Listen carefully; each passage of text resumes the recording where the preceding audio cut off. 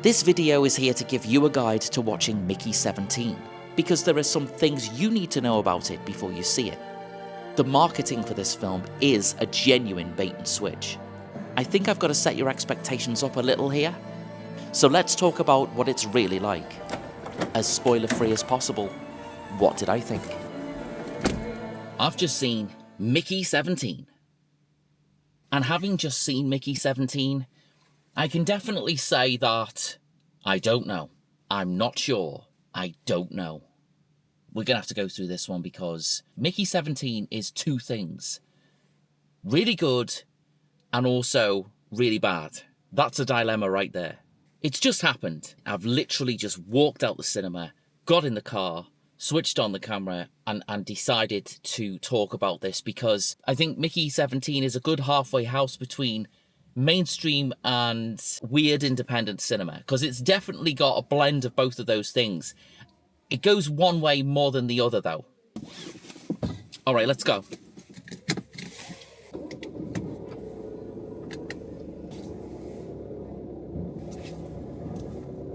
Yeah, see, a lot of thinking needs to be done about Mickey 17. A lot of thinking. It's not just, rubbish, nah. There's something to it, so let's try and eke out what that is.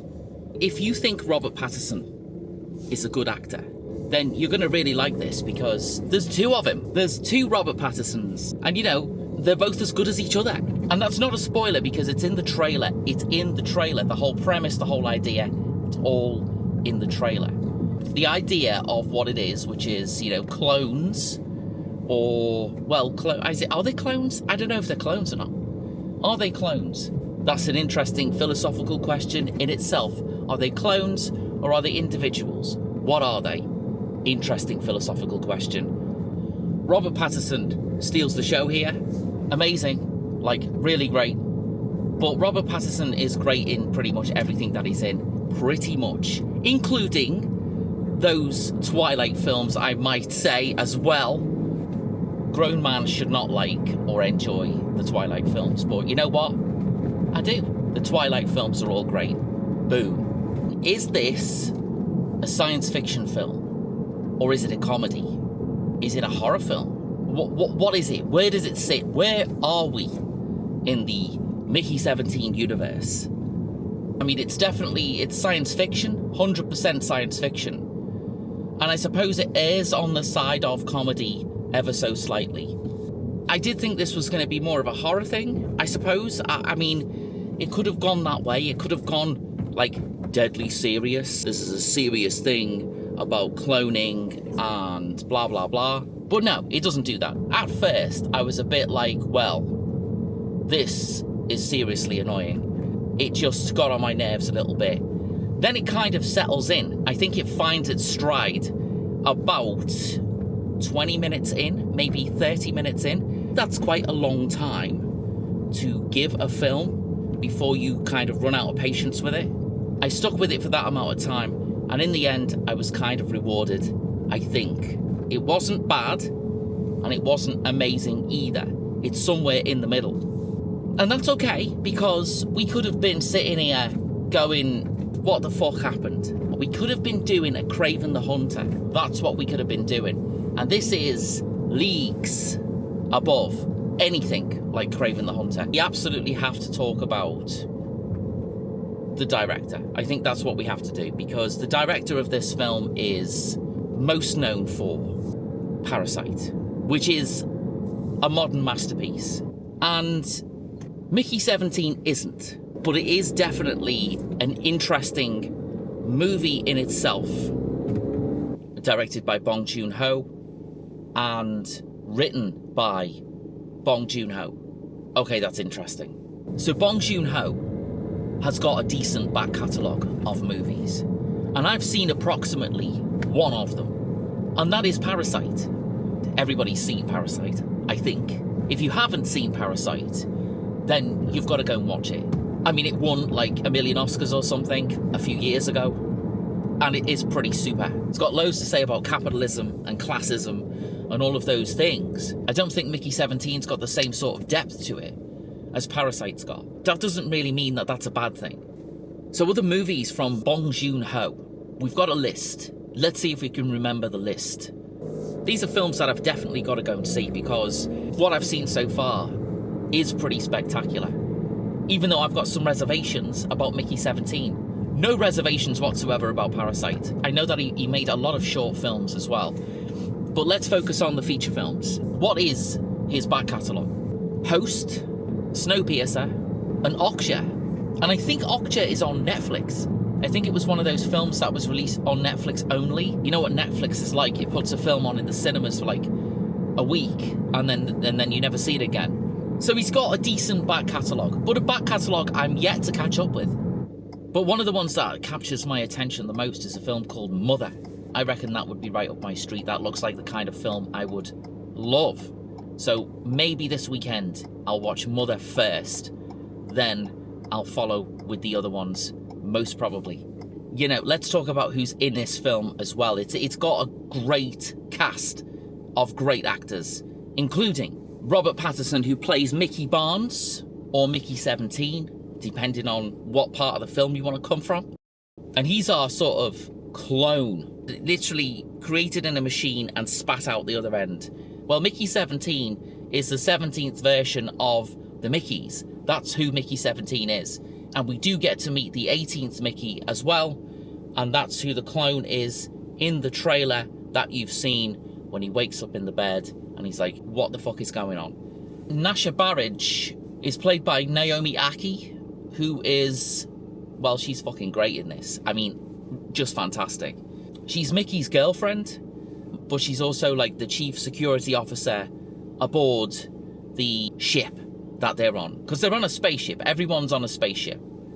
Mark Ruffalo, who I last saw in Poor Things, so I'm kind of used to a theatrical, weird performance from Mark Ruffalo, and he certainly gives one in this. He plays Kenneth Marshall, and he's a kind of like evangelist, I suppose, or one of those like guru people, one of those weird gurus. Someone you'd see on a Netflix documentary for sure. His wife is played by, oh my god, one of my favourite actresses in the whole universe, Toni Collette. Just incredible. She's weird. She's got a thing for sauces. Sauces. Don't know why, but she's got a thing for sauces. And for those of you that are familiar with certain British comedy shows, there's a great performance and a great comedy part played by Tim Key. Hello, Tim Key. It's great to see you on the big screen. He spends most of the film dressed as a pigeon, which is really weird. There's some of the people that's part of the cast of this movie. And, you know, I'd say that everyone's got that weirdness down to a T. It is a bizarre film. I mean, it's a bizarre film. It's not conventional. It's not a serious science fiction film. There ain't no Star Trek seriousness going on here at all. And it is an adaptation of a book, which I didn't know about until I just read it then. It's an adaptation of a book called Mickey 7. Okay, right. That explains. Because, you know, I wouldn't think that an idea like this would fall out the sky onto a screenwriter's page. Because, you know, the ideas in this movie are kind of impressive, and they are deeper than the film is itself. The thing about this is you can analyse it if you want to. I don't think it's surfacey enough to be one of those films that is a blockbuster material. Do you know what I'm saying? It's a bit deeper than that, and it's got a bit more intelligence about it than that. I think that kind of also goes against it in a way, because the way this has been marketed is like, you know, the science fiction comedy. It's got much more of a satirical edge to it than that. And if you're not on board with it, you'll be like, you'll have your eyebrow raised. I don't think I can do it, but you'll have your eyebrow raised throughout most of it. You'll be like, what the fuck is this? I kind of was like that as well at the beginning. I am a film snob, so what is going on here? Anyway, let's carry on. Let's carry on and talk some more about Mickey 17. We pulled over to find out who wrote it and also to talk a bit about the characters. So now we've done that, we can go. The expectation of a film around a concept like this is definitely not what you get here. I suppose that's because of Parasite. I'm going to blame Parasite for most of this.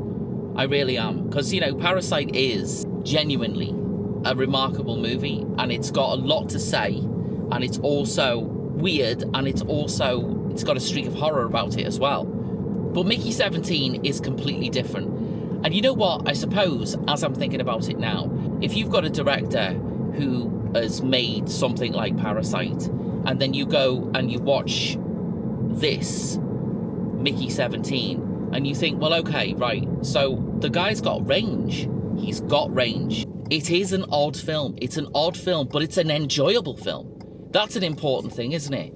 I think that's an important thing. That's what won me over the most about this, I think, the fact that it is enjoyable. And Robert Pattinson is so fantastic as Mickey 17 and 18 and all of the other Mickeys that he plays. I suppose let's talk about the premise, the story a little. Let's go a little bit into the story, because you know, I can't just sit here and go, well, it's all right, it's fine, it's not too bad, blah, blah, blah. I'm going to have to make it make sense. It's the future. I don't know when, really. Let's just make it up. Let's say it's 200 years in the future. People can go and live off-world. Earth is a sort of weird, kind of odd place. We certainly see a lot of its ethics and that sort of thing. And its ethics are essentially that cloning was invented by a loony. A loony meaning murderer who does a thing, murders some people and clones himself, and then there's a whole ethical debate about that, which is covered at the beginning. That in itself is kind of interesting. Once we get through that, then we sort of meet, well, Mickey. We meet Mickey, and Mickey narrates the whole thing, essentially. It's told from his perspective. Mickey is a decent character. He's a good character. Robert Pattinson plays Mickey in this sort of overwhelmed by everything kind of a way, I guess. There's a bit of dodginess going on with the mafia and selling... What do they sell? No need to go into any spoilers, really. You know, I don't want to give away too much about this. They sell some stuff. They take a loan out from a mafia boss, and they can't pay it back because the business goes wrong. They need to find a way of disappearing, or they'll get disappeared. Hence why they both find themselves off-world and on a spaceship that's traveling to, well, I guess to colonize other planets. You know, Mickey's not bothered. He just wants to get off the Earth. He just wants to get away from the mafia. That's what he wants to do. So he just signs his name on anything just so he can get off the Earth. Unintentionally signs his name on a sort of... It's referred to as expendable, which obviously made me think of the Expendables, which made me unintentionally laugh, because every time they mentioned that, all I could picture was, well, Sylvester Stallone and all of them people with the fucking Botox. Oh my God. But anyway, but yeah, so he's an expendable. And what that basically is somebody that gets sent on these sort of missions with certain death as the outcome. It's used as a research method to be able to understand the terrain, or to understand the atmosphere, or to understand the genetics and the diseases and all of these things that come from other worlds. There is a reason for it. It's not just, oh, yeah, you know, let's do this because it ain't that funny. Mickey ends up becoming one of these experimental clone people things. So every mission that he goes on, when he dies, he gets regenerated again in this machine thing. And this machine thing spits him out, and there he is, new Mickey. But all of his memories and all of his personality and everything is all kind of stored on a hard drive that gets re-uploaded every time that he is cloned again. Fine. All fine. As with everything, shit happens. They find this planet that's got these kind of weird sort of cockroachy, sluggy, snaily things. And... you know, the sluggy, snaily things, they sort of attack Mickey when he's on one of these missions. A guy comes down to take him, but he doesn't take him. He kind of leaves him there. As he's leaving Mickey behind, he says, oh, you'll be fine. They'll just make a new one of you anyway in a few hours. What's the problem? And we can kind of see that Mickey himself is a little bit, like, fed up of, A, everyone's attitude towards that, and B, I think he's getting a little bit disillusioned by this whole thing in the first place. You know, dying over and over again. It's got to take its toll, right? He kind of doesn't die, let's put it that way. Again, I'm not spoiling anything. He ends up having to sort of stow himself back on the ship. But by this time, they've already created a new Mickey. which is how we get the double cloney thing. From that point on is when this film starts to get really interesting. That's when this film started to win me over. Once the introduction to everything happens, and I suppose the introduction to everything, it takes a little bit too long to get into its stride. But when it gets into its stride, which is that particular moment, when the two Mickeys meet each other, I think that's when this film starts to become something pretty special. You don't just get one Ricky Patterson. Who the fuck? You don't just get one Robert Patterson. You get two Robert Pattersons. And they've both got their different sort of personalities. Which is odd because, you know, they're supposed to be uploaded from a thing, but whatever. It doesn't matter. It's kind of explained away. And I bought it. That's fine. I did not dislike this film at all. In fact, I enjoyed it quite a lot. And I would even go as far to say as I might go and see this again. There's got to be some stuff in there that's gone over my head. Or maybe there isn't. Maybe I'm just making all that up. Maybe it is only what I saw. If you go in and you know that there's going to be some odd stuff at the beginning, Robert Patterson's going to play this kind of Travis Bickle kind of character. He's going to do a voiceover. It's going to be that kind of, hey man, that sort of thing going on. Then I think that sets up the expectation so you won't build up your walls against it when you see it. When the film finished, you know, the credits came up. The cinema screening was like pretty much full.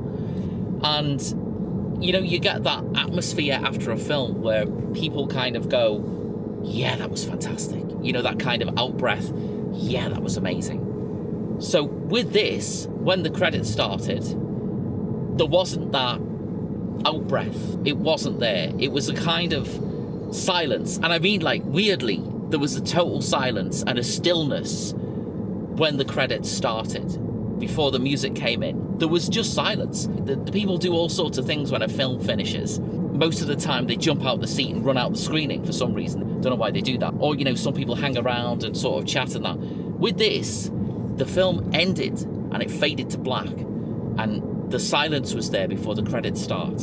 And nobody said anything. Nobody moved. And it's like, that's weird. I've never seen that happen before. And I go to see a lot of films, as you all know. But let me do a sum up. Maybe it was my expectation of Bong Joon Ho's next movie that possibly spoiled this a little bit for me. So I say, if you want to go and see this, take Parasite off your mind, wipe the slate clean, and just go into it expecting a science fiction comedy. And I think that's what you'll get. Forget about who made it, forget about its pedigree, forget about where it came from, and just go into it with that expectation. And then you'll probably come out of it thinking, yeah, okay, that was pretty good. So thanks for watching. This is the Film Podcast. Like and subscribe, and I'll see you again next time.